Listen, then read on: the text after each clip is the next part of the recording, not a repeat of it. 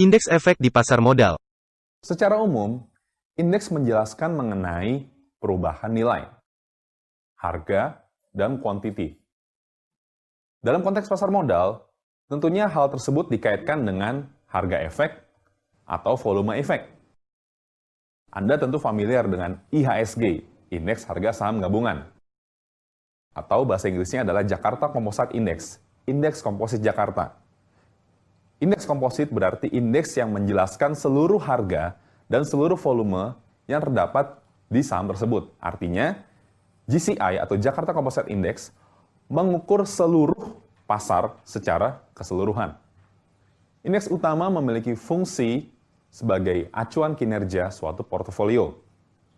IHSG misalnya berfungsi sebagai acuan kinerja keseluruhan pasar modal Indonesia. Bagi investor tentunya sangat penting untuk mengetahui apakah saham atau efek yang diinvestasikannya memiliki kinerja bagus atau tidak. Tentunya hal tersebut tergantung kepada seberapa baik atau seberapa buruknya indeks tersebut. Begitu juga dengan manajer investasi. Mereka memiliki suatu produk di mana portofolionya akan sangat tergantung terhadap kinerja indeks yang digunakan sebagai acuan produknya. Misalnya, reksadana indeks LQ45. Tentunya reksadana tersebut akan sangat bergantung kepada kinerja dari indeks LQ45-nya. Kalau misalnya indeks LQ45-nya naik, otomatis kinerjanya bagus. Namun kalau tidak, sebaliknya, kinerjanya kurang bagus. Mari kita lihat silsilah indeks yang ada di Bursa Efek Indonesia. Seperti yang Anda lihat, ternyata tidak hanya IHSG atau LQ45 saja. Banyak indeks-indeks yang mungkin kita belum pernah tahu. Ada indeks di papan pengembangan, papan utama, indeks komposit, indeks tematik, dan indeks sektoral misalnya. Indeks komposit pun tidak hanya ada IHSG. Di situ kita bisa lihat ada ISSI, yaitu Indeks Saham Syariah Indonesia. Kumpulan seluruh saham-saham syariah yang ada di Bursa Efek Indonesia. Untuk saham-saham unggulan, kita tidak hanya memiliki LQ45, tapi juga memiliki IDX 30. Di mana sebenarnya sama saja, bedanya adalah pada IDX 30, saham-saham yang 15 itu di take out, sehingga hanya ada 30 konstituen. Untuk tematik sendiri, kita juga memiliki bermacam-macam indeks. Ada JII sebagai indeks syariah, dan beberapa indeks yang bekerja sama dengan pihak lain, seperti misalnya Kompas 100, MNC 36, Sri Hati, dan sebagainya. Indeks-indeks ini ditentukan berdasarkan penilaian dari pihak-pihak lain. Selain itu, tentunya juga ada indeks sektoral, di mana tiap indeks terdiri dari beberapa saham yang termasuk dalam sektor-sektor tertentu. Misalnya sektor keuangan, sektor pertanian, pertambangan, dan sebagainya. Bagaimana suatu indeks itu dibuat? Setidaknya terdapat 7 tahap yang harus dilalui sebelum indeks tersebut diluncurkan di pasar. Yang pertama, kita tentu saja harus menentukan temanya. Tema apa yang kita mau usulkan untuk membuat indeks tersebut. Kemudian kita harus menyeleksi efek-efek apa saja yang masuk kriteria tema tersebut. Selanjutnya kita akan melakukan pembobotan dan penyesuaian tergantung dari seberapa besar tiap-tiap konstituen atau tiap-tiap saham di indeks tersebut. Setelah itu, baru kita menentukan apa saja tanggal dasar dan nilai dasar yang kita tentukan sebelum meluncurkan indeks tersebut. Kemudian kita kalkulasi return-nya, kita lakukan backtesting untuk mencari data historical indeks tersebut, dan akhirnya di tahap terakhir, kita melakukan maintenance, kita melakukan review terhadap isi dari indeks tersebut apakah masih layak atau harus diganti. Pertama-tama tentunya kita harus menentukan kita mau bikin indeks seperti apa. Apakah indeks yang isinya saham-saham liquid, seperti LQ45 atau IDX 30, atau indeks-indeks dengan saham-saham syariah, seperti ISSI dan JAI, atau indeks-indeks sektoral, indeks sektor keuangan, sektor consumer goods, dan sebagainya. Setelah kita tahu kita mau bikin indeks apa, langkah selanjutnya adalah menentukan efek-efek yang masuk dalam kriteria kita. Bisa dilakukan dua hal, secara subjektif atau objektif. Subjektif berarti kita membentuk suatu komite indeks, di mana nanti anggota komite lah yang menentukan efek-efek mana yang masuk indeks tersebut. Sedangkan ketika objektif, kita sudah menentukan terlebih dahulu kriteria seperti apa yang kita harapkan sehingga efek-efek tersebut akan masuk dalam kriteria tersebut. Apabila kriteria tersebut sudah ditentukan secara objektif, langkah selanjutnya adalah menentukan apakah kriteria tersebut ditetapkan secara kualitatif atau kuantitatif. Kualitatif misalnya, apakah saham-saham tersebut masuk kriteria syariah atau saham-saham yang good corporate governance. Sedangkan kuantitatif berarti kita sudah menentukan saham-saham yang sudah dihitung secara tepat.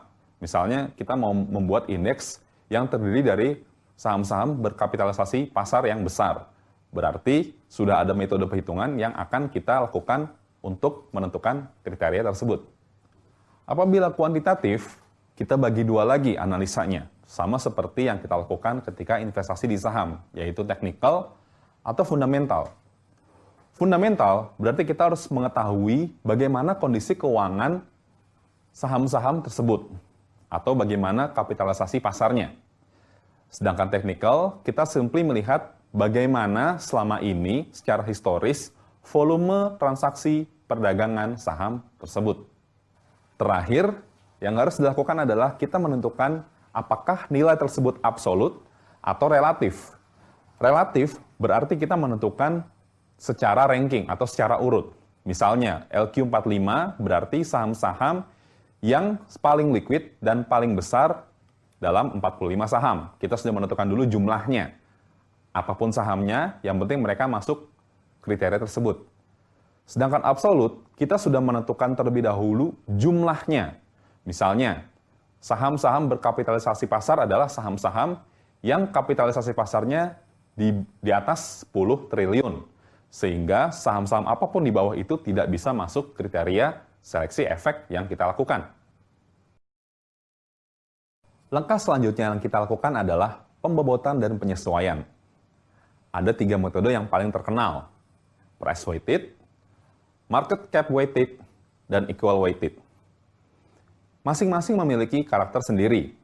Price weighted misalnya, di sini diasumsikan bahwa setiap efek atau setiap saham terdiri dari satu unit saja. Jadi yang paling berpengaruh adalah perubahan harga sahamnya.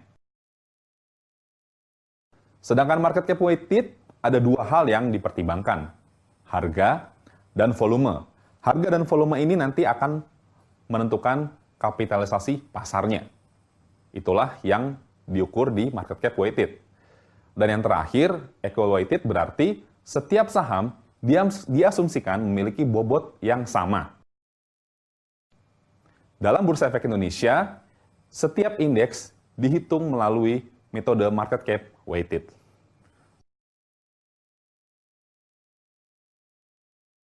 Setelah kita melakukan pembobotan, hal selanjutnya yang kita lakukan adalah penyesuaian terhadap bobot-bobot tersebut. Kita mau membobotkan berdasarkan apa? Berdasarkan market cap-nya kah? Berdasarkan sektornya kah? Dividen? Atau free float? Atau hal-hal lainnya? Sehingga kita bisa menentukan bobot manakah atau berapa bobot yang sesuai pada tiap-tiap saham yang kita inginkan di indeks tersebut. Selanjutnya, kita akan menentukan nilai dasar dan tanggal dasar indeks tersebut. Nilai dasar adalah nilai indeks yang ditetapkan. Misalnya kita menetapkan indeks tersebut nilai dasarnya adalah 100 atau 1000 sebagai awal dari indeks.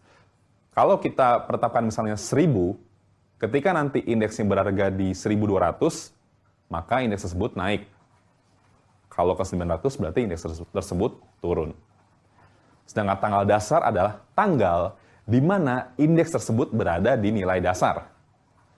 Perlu Anda ketahui bahwa tanggal dasar tidak sama dengan tanggal peluncuran indeks. Misalnya, indeks diluncurkan tahun 2017. Namun, pasti dia akan menggunakan tanggal dasar sebelum 2017. Atau tanggal di mana nilai dasarnya adalah 1000 atau 100. Selanjutnya, kita akan menentukan bagaimana return dari indeks tersebut dihitung. Indeks bisa dihitung baik secara tahunan, bulanan, mingguan, harian, bahkan menitan. Ada dua metode penghitungan return index. Yang pertama adalah price return index, di mana yang kita hitung di sini simply hanya mengukur perubahan harga, capital gain atau capital loss. Price return index inilah yang digunakan di Bursa Efek Indonesia. Metode yang lain adalah total return index, di mana selain perubahan harga, metode ini juga menghitung income atau dividen saham tersebut yang dihitung sesudah pajak. Selanjutnya, kita melakukan backtesting terhadap indeks tersebut. Apa itu backtesting? Backtesting adalah bagaimana kita mengukur kinerja indeks tersebut dengan metodologi yang konsisten sebelum indeks tersebut diluncurkan. Tujuannya adalah untuk memberikan gambaran pergerakan historis atas indeks tersebut. Kita akan mengasumsikan indeks tersebut sudah diluncurkan beberapa tahun sebelumnya, sehingga kita bisa tahu bagaimana pergerakan indeks tersebut dan bagaimana kinerjanya, sehingga di masa yang akan datang dapat digunakan sebagai acuan kinerja.